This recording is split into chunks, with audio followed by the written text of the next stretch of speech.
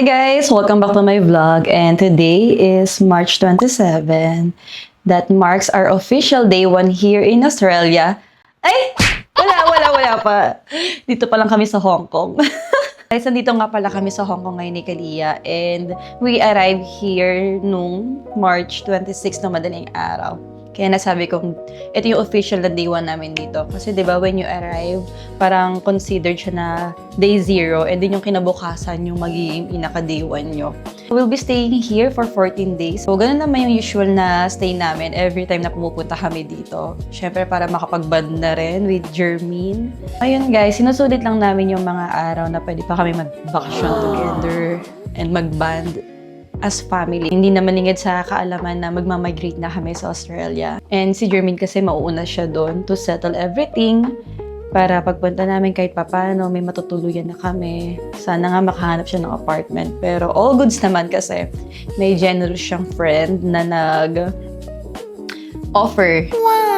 na pwede siya munang magstay doon and kami ng mga bata if ever na wala pa naman kaming mahanap na sarili naming apartment. So, yung pagpunta namin dito sa Hong Kong, guys, sobrang biglaan lang. Kasi nung March 24, parang magkausap lang kami sa Messenger and bigla siyang nag-send ng screenshot ng ticket.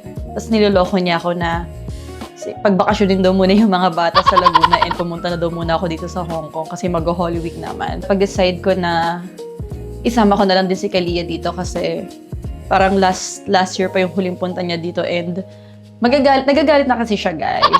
Every time nakikita niya akong pumupunta dito tapos hindi ko siya kasama, nagtatampo na talaga siya. Kaya sabi ko, sige. Since si Bubot naman may ibang bakasyon with his other family side, ayun. Kaya sabi ko, sige, isama na natin si Kalia dito kasi sayang din naman. Si Kalia kasi ano na siya big girl na siya. Ma-enjoy niya na yung mga bagay-bagay. Halos lahat ng tourist area dito na pwede nilang ma-enjoy ni Bubot na puntahan na namin dito sa Hong Kong. Kaya ngayon, medyo nahihirapan kaming mag-isip kasi bukas weekend. Ayun, nagsisearch ako ng mga lugar kung saan namin siya pwedeng dalhin para ma-enjoy niya rin yung stay namin dito kahit papaano. So, andito lang kami ngayon ni Kalia sa bahay. Kahapon pala, nag-grocery kami, namalengke na kami para may stock kami kahit papaano for a week. And ngayon, hindi pa namin alam kung anong gagawin namin. Nagtatanong si Jermaine kung saan kami pwedeng pumunta. So ngayon, ano ba gagawin ko? Magluluto ako ng lunch. Magluluto muna ako ng lunch. Our lunch, meron pa pala kaming leftover from last night na binili namin sa Typo Market. Parang siyang, intestine to, guys. Masarap to. Ewan ko. Masarap siya. Kasi nakita ko yung mga Hong Kongers. Ito binibili nila. Kaya ayan. Sabi ko, ito bilhin namin. And itong pork. Hindi siya, akala ko kasi orange chicken siya. Pero nung kinain namin, pork pala to. So ayan, para to kay Kalia. Sobrang nakakatuwa mamili dito, lalo pag paggabi na. Bagsak presyo na talaga yung mga gulay and fruits. Ayan, ito nakabili kami ng pineapple and hiniwa-hiwa ko na siya para ayan. Si Kalia kasi mahilig siyang mag-snack ng prutas. Pero every time na magugutom siya or gusto niyang may makain, ayan, kukuha lang siya sa ref na to. So, mag-iinit lang ako. Initin ko lang din yung kanin namin kagabi. Pag nandito ako sa Hong Kong, sobrang tahimik. Ang peaceful lang ng buhay dito. Kasi dito sa lugar ni Jermaine, para siyang hindi siya sa bundok nakatira, ha.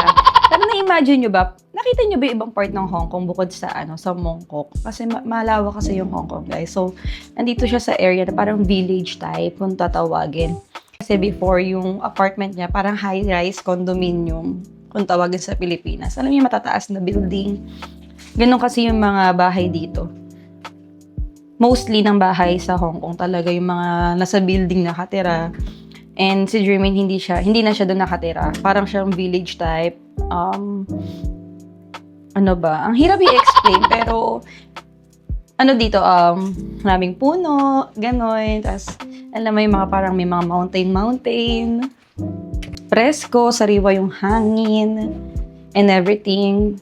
Hindi kami sa main road. Alam niyo yun, malayo kami sa kalsada. Ganun yung area niya.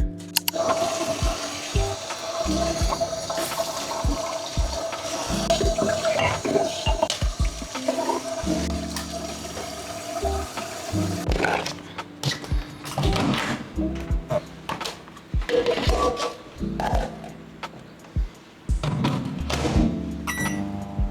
Kalia.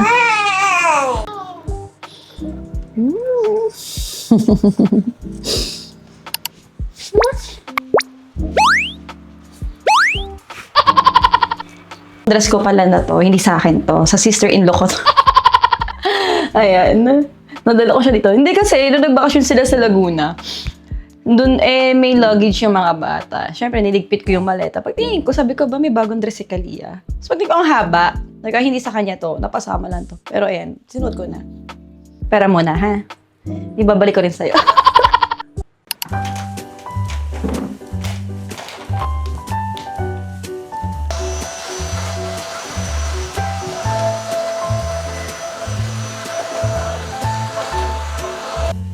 Oh, ano sige sa Hong Kong? Nagbablog ako, ayan. As a housewife yun. Housewife dito sa Hong Kong. Pero ininit ko na yung food namin kanina. Why? Oo. Nagbabacuum nga ako, bigla akong tumawag. Hi guys! Hi. Happy ka ba? Yes! Ilang days na lang tayo dito? 13. So guys, ganyan talaga siya, nagka-countdown siya. Kaya huwag ka na masad kasi after naman ito. Hindi ako sad. Happy ako eh. So hindi ka naman sad kahit umuwi tayo na Philippines. Okay lang yun kasi malapit naman na tayo magsama-sama. Sa Australia, excited ka na? Excited ka na mag-English? Yes. Para hindi ako never uwi. Never go away saan? Hindi. Kasi kung umuwi ako, parang umaiyak ako kung si daddy punta na sa bahay niya. So excited na daw siya mag-Australia kami para hindi na daw siya maka-feel ng sadness every time na umuwi si Jermaine. For example, pag bumabalik ka si Jermaine dito sa Hong Kong, di ba? Nalulungkot siya. So, ayun. Looking forward na sila ng mga bata. Lalo si Bubot. Di ba umiyak ako sa kikili mo? Umiyak siya sa kilikili ko. Okay na yun, malapit na. Malapit na mag-end yun. Yes, anak, malapit na mag-end yun. Ulit si daddy sa bahay natin. Umuwi siya ulit dito. Nasad ka. Umiyak ako ulit. So yun guys, ayun din talaga yung isa sa rason kung bakit pinush namin mag-migrate. At least maputol na yung ganong routine namin na every year, every time na may umaalis. Alam niyo yun, sobrang lungkot talaga. Hindi yun sa ano, pag LDR kasi sinasabi ng iba, ayan tagal niya ng LDR, di sanay na kayo. No, walang sanay, walang sanayan. Alam ng mga LDR yan. Kahit gaano katagal, hindi ka masasanay. Basta alam mong aalis, alam niyo yun, malungkot talaga. So, hindi yan sa tagal, hindi yun sa sanayan, walang nasasanay sa LDR, guys. Ganun pa rin yung pakiramdam na every time na pupunta siya sa Pilipinas or aalis, ganun. Same yung pakiramdam, parang laging bago. Kaya ayun, hindi talaga ako masasanay sa LDR. Kinakaya, oo. Pero yung sabihin yung sanay, no. Walang sanayan sa LDR, guys. Kaya, believe din ako sa mga sinaunang tao before na hindi uso yung internet, tapos LDR, sulat-sulat lang. Hindi ko kakayanin yun. Kasi ngayon palang sobrang hirap na kahit sabihin yung araw-araw kami magkakausap. Magkaka-video call. Ayan. Kaya ayun. Thankfully, malapit na rin matapos to. Kaya ayun. We're so excited to share with you na kung ano yung mga magiging sunod na phase ng buhay namin. Kasi as much as possible, gusto ko siyang compile para ma-share din sa inyo yung magiging journey namin in the future. So, that's all for today, guys. See you on my next vlog. Lalabas kami mamaya. Labas tayo mamaya.